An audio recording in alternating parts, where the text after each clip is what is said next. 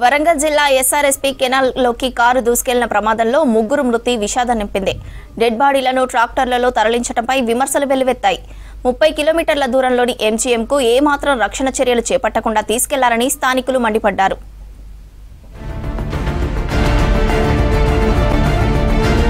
వరంగల్ జిల్లాలో ఘోర ప్రమాదం జరిగింది.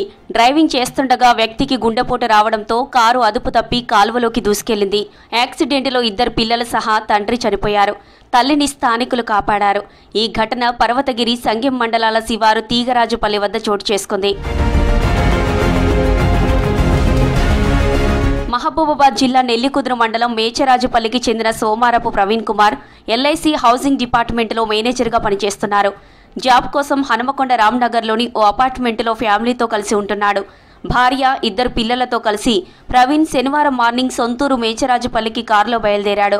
తీగరాజుపల్లి జంక్షన్ నుంచి పర్వతగిరి వైపు కెనాల్ మీదుగా వెళ్తుండగా ప్రవీణ్కు గుండె నొప్పి వచ్చింది.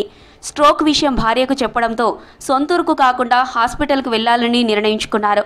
ఈ క్రమంలో ప్రవీణ్ నొప్పితోనే కారును వెనక్కి తిప్పేందుకు ప్రయత్నిస్తుండగా అదుపు తప్పి ఎస్ఆర్ఎస్పీ కెనాల్లోకి దూసుకెళ్లింది.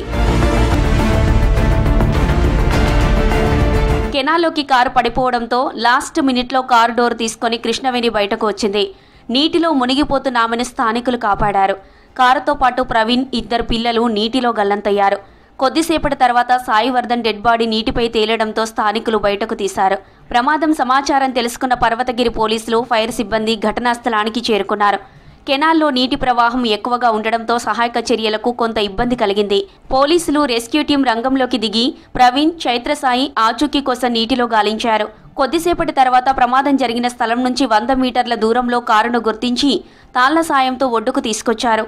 అందులో నుంచి ప్రవీణ్, చైత్రసాయి డెడ్ బాడీలను బయటకు తీసి వరంగల్ ఎంజీఎం మార్చురీకి తరలించారు.